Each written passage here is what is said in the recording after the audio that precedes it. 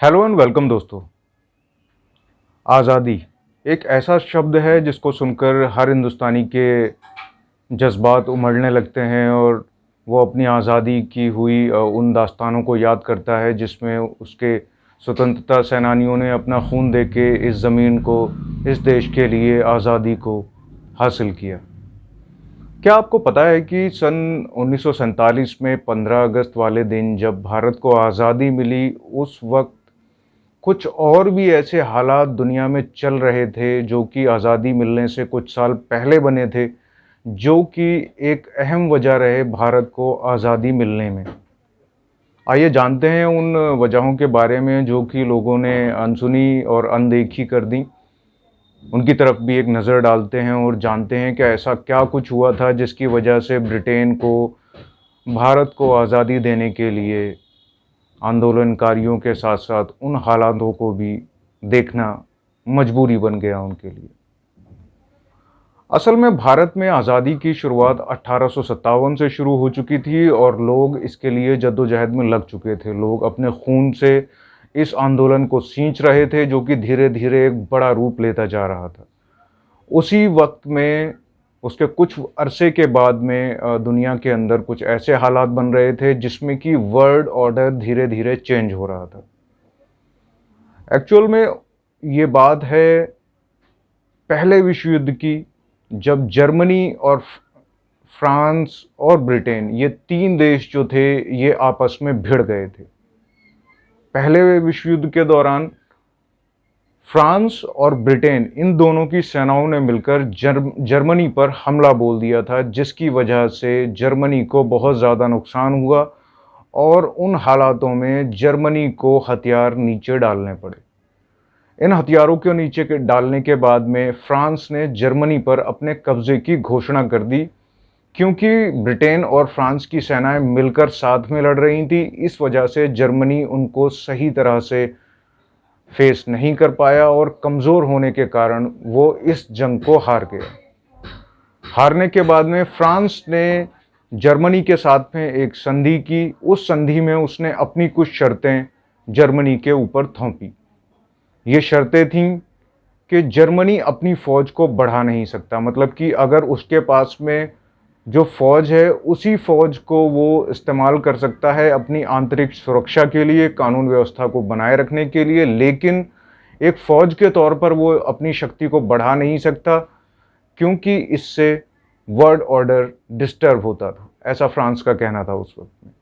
लेकिन इसके अलावा भी उसने कुछ शर्तें उनके ऊपर थोपी। उसमें यह था कि जर्मनी अपनी हवाई सेना को बढ़ा नहीं सकता, जर्मनी अपनी जल सेना को बढ़ा नहीं सकता, जर्मनी अपनी और किसी भी कैपेबिलिटी को और ज़्यादा एनहेंस नहीं कर सकता है क्योंकि इससे वर्ल्ड ऑर्डर में चीज़ें और ज़्यादा इधर उधर होंगी।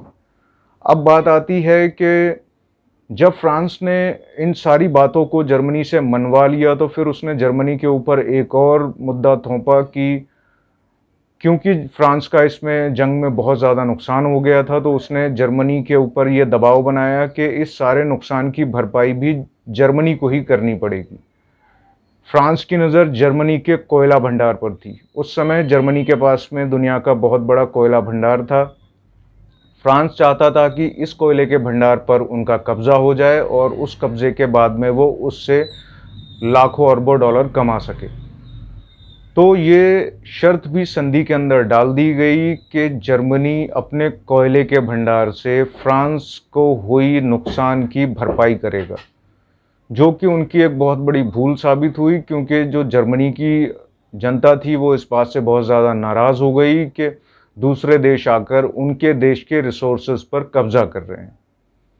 साथ ही साथ फ्रांस ने जर्मनी के बड़े और कद्दावर नेताओं को उठाकर जेल में डाल दिया ताकि उसके खिलाफ कोई भी नेता आवाज़ ना उठा सके। इन्हीं नेताओं में एक शख्स था जिसने बाद में दुनिया में काफ़ी बड़ा नाम कमाया, उसका नाम था हिटलर। हिटलर को भी फ्रांस की सेना ने उठाकर जेल में डाल दिया। जेल में रहने के बाद में और कुछ अरसा बीत जाने के बाद में ये जितने भी पॉलिटिकल प्रिजनर थे इनको बाद में रिहाई मिल गई। रिहाई मिलने के बाद में हिटलर ने जर्मन सेना को एक सैनिक के तौर पर जॉइन किया और सेना के साथ में काम करना शुरू कर दिया। काम करते करते अपनी मेहनत और लगन से हिटलर ने फ़ौज के अंदर एक ऊंचे मकाम को हासिल किया और उस मकाम को हासिल करने के बाद में हिटलर ने पूरी फ़ौज पर अपनी इतनी मजबूत पकड़ बनाई कि लोग उसकी हर बात को मानने को राज़ी हो गए। इसके बाद हिटलर ने उस वक्त के जर्मन प्रधानमंत्री की हत्या करवा दी, ऐसा मीडिया रिपोर्ट्स कहती हैं। हालांकि ये बात बाद में साबित नहीं हो पाई थी, लेकिन लोगों का मानना ऐसे ही है कि उस प्रधानमंत्री की जो मौत हुई थी, जर्मन प्रधानमंत्री की, वो हिटलर के कहने पर की गई थी। प्रधानमंत्री की मौत होने के बाद में हिटलर ने पूरे देश पर अपना शासन स्थापित कर दिया और जर्मनी के अंदर बड़े बदलावों की शुरुआत की। हिटलर ने जो सबसे बड़ा काम अपने देश के लिए किया वो था उसका इंडस्ट्रियलाइजेशन। हिटलर के टाइम पे जर्मनी में बहुत बड़े एक इंडस्ट्रियलाइजेशन की शुरुआत हुई। बड़े बड़े इंडस्ट्रीज़ वहाँ पर लगाए गए, हथियारों में, दवाइयों में और दूसरी चीज़ों में बड़े बड़े इन्वेंशंस हुए। वैज्ञानिकों को काफ़ी ज़्यादा फंड्स दिए गए, काफ़ी ज़्यादा फैसिलिटीज़ दी गई, जिससे कि जर्मनी ने बहुत तेज़ी से तरक्की की और उसने अपनी सेना को बढ़ाना भी शुरू कर दिया। इसके साथ साथ हिटलर ने अपनी वायुसेना को भी मजबूत करना शुरू किया। उसने अपने जहाज़ों के पर जहाज़ पर 8 से 10 पायलट ट्रेन किए, जो कि इमरजेंसी के टाइम पे उनकी सेवा के लिए हमेशा तैयार रह सकें। इसके साथ ही अपनी जल सेना को भी हिटलर ने बहुत ज़्यादा मजबूत किया। इस अरसे के दौरान में हिटलर इतना ज़्यादा मजबूत और इतनी तेज़ी से दुनिया के मैप पर उभरा कि लोगों की निगाहें उस पर आकर रुक गईं। और इसी दौरान शुरुआत हो गई वर्ल्ड वॉर 2 की। वर्ल्ड वॉर 2 के दौरान हिटलर को, क्योंकि ये पहले से ही अंदाज़ा था कि अगर वर्ल्ड वॉर 2 दोबारा से होगा तो ब्रिटेन और फ्रांस की सेनाएं मिलकर जर्मनी पर हमला करेंगी, और उसका ये अंदेशा सही साबित हुआ। वर्ल्ड वॉर 2 शुरू होते ही ब्रिटेन और फ्रांस की सेनाओं ने एक ज़ोरदार हमला जर्मनी के लिए किया, लेकिन वो इस बात से अनजान थे कि जर्मनी अब वो जर्मनी नहीं था जो कि पहले था। अब इसमें बहुत ज़्यादा बदलाव आ चुके थे। जर्मनी ने भी पूरे ज़ोर के साथ में फ्रांस और ब्रिटेन के ऊपर हमला किया। ये हमला इतना ज़ोरदार था कि हमले के पहले दिन ही जर्मनी ने फ्रांस को घुटनों पर लाकर खड़ा कर दिया और फ्रांस पर कब्जा कर लिया। इसके बाद में जर्मन सेनाओं ने ब्रिटेन के ऊपर भारी हमला किया, जिससे कि ब्रिटेन को बहुत ही ज़्यादा जान माल और हथियारों का नुकसान हुआ। उसकी फ़ौज काफ़ी ज़्यादा हताश हो गई, क्योंकि यह हमला इतना ज़ोरदार था।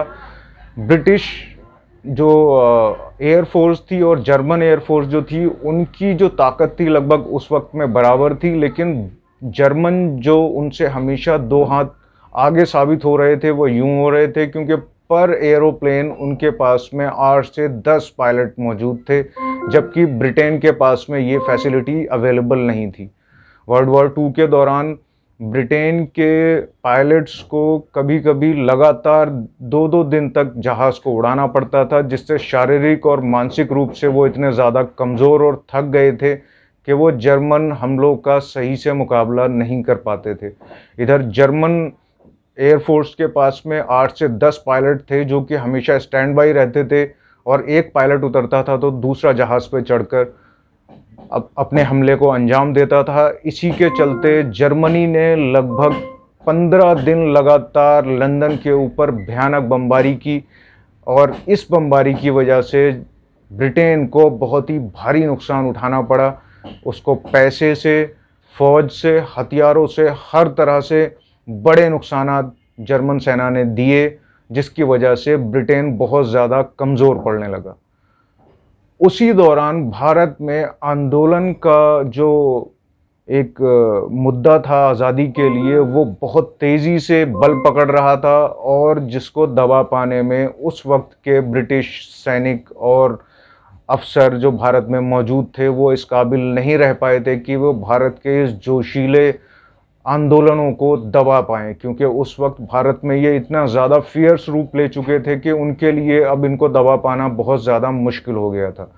उधर ब्रिटेन राजशाही ने भी जब इस चीज़ को देखा कि उनको दो तरफ से मार पड़ रही है और उनको ताकत भी पूरी अब उनके पास में नहीं रही थी, तो उन्होंने फैसला किया कि इसका कुछ हल निकाला जाए। इस हल को निकालने के लिए उस समय के लेबर पार्टी के सदस्य और ब्रिटेन के प्रधानमंत्री एटली को ये जिम्मेदारी दी गई कि आप इस ज़िम्मे को संभालें। एटली ने जब इन सारी चीज़ों की तरफ नज़र डाली तो उन्होंने देखा कि भारत को अब रोक पाना बहुत ज़्यादा मुश्किल उनके लिए हो गया था और दो मोर्चों पर जूझना भी ब्रिटिश सरकार के लिए बहुत ज़्यादा आसान नहीं रहा था। तो इसलिए ब्रिटिश गवर्नमेंट ने एक आखिरी चाल चली और उन्होंने एक आखिरी पांसा फेंका कि अगर भारतीय आज़ादी के आंदोलनकारियों ने आंदोलन को नहीं रोका तो मजबूरन ब्रिटिश फ़ौज को उनके ऊपर हेलीकॉप्टर से गोलियां चलवानी पड़ेंगी। ये खबर जब भारतीय आंदोलनकारियों के पास पहुंची तो वो भी इस चीज़ को बहुत अच्छी तरह से जानते थे कि जर्मन्स ने मार मार के इनको इतना ज़्यादा कमज़ोर कर दिया है कि इनके पास ना तो पायलट हैं, ना इतना पैसा है, ना ही इतनी ताकत, तो ये अब कुछ नहीं कर सकते। जिस वजह से आज़ादी के आंदोलन को और ज़्यादा तेज़ एक आग मिली और आखिरकार एडमंड रिचर्ड एटली को भारत के आज़ादी के परवाने पर दस्तखत करने पड़े, जिसकी वजह से भारत आज़ाद हुआ। उम्मीद करता हूं कि ये जानकारी आपको अच्छी लगी होगी। अगर आपको ये जानकारी अच्छी लगी हो तो आप हमारे चैनल को लाइक करें, इस वीडियो को शेयर करें, हमें सब्सक्राइब करें। शुक्रिया।